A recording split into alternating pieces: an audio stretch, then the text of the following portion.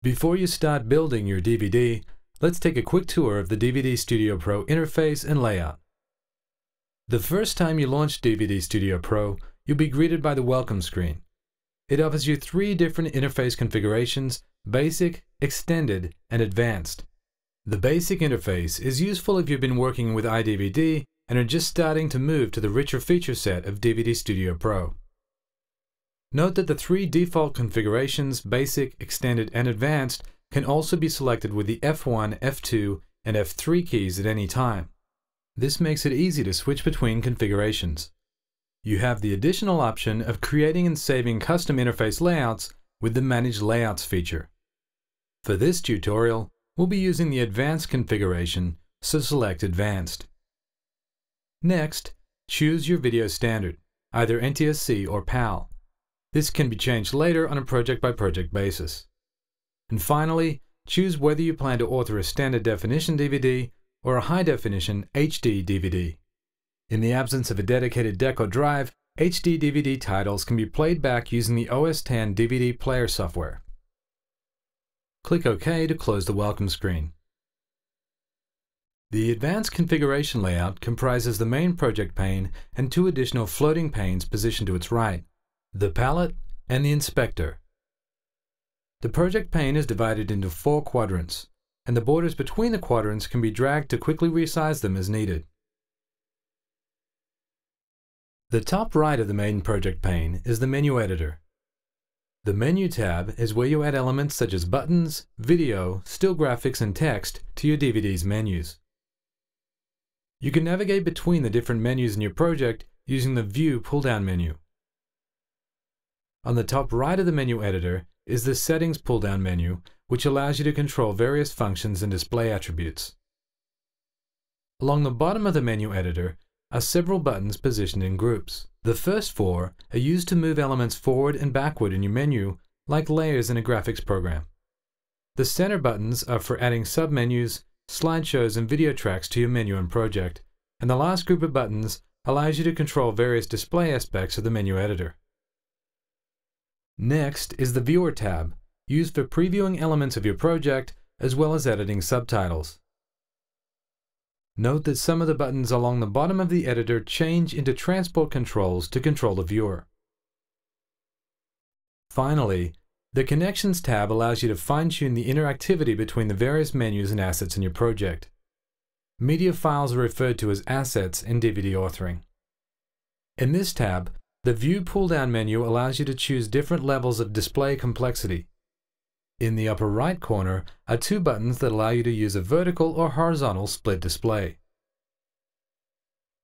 The upper left quadrant contains the graphical view, which provides a tile-based interface for quickly viewing the relationships between the various assets in your project. The buttons and the Settings pull-down menu along the top allow you to control different aspects of the graphic display. You can show or hide different elements of your project, turn on Snap to Grid, change tile size, etc., which makes for a very flexible graphical representation of your project. The Outline tab is another way to view the structure of the DVD, breaking down project elements into their respective categories. The lower right quadrant contains the Track Editor.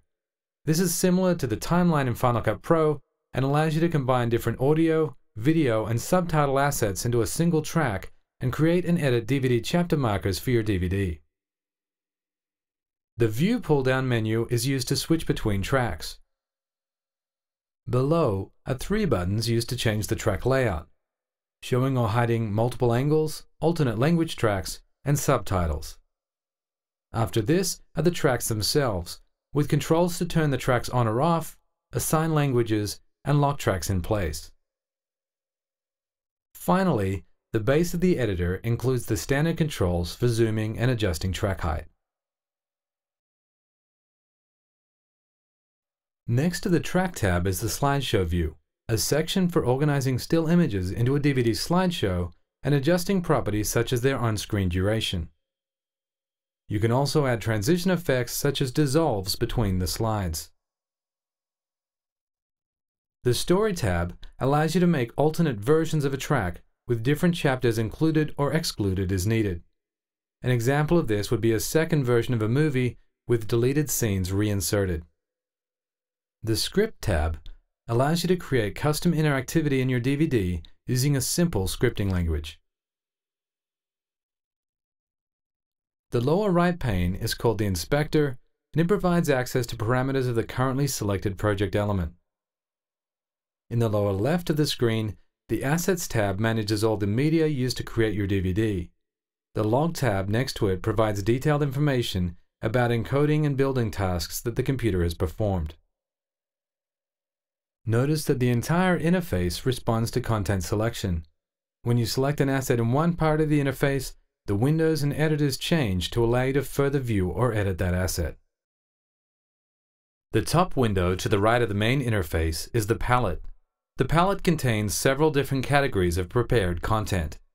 The palette also contains 3 tabs dedicated to media elements: audio, stills, and video. If there are specific locations on your hard drive where you store your media, you can add them to these tabs using the plus and minus buttons. DVD Studio Pro ships with several Apple-designed templates, useful for creating high-quality DVDs in a matter of minutes. We'll use one of these templates to create a DVD in the next tutorial.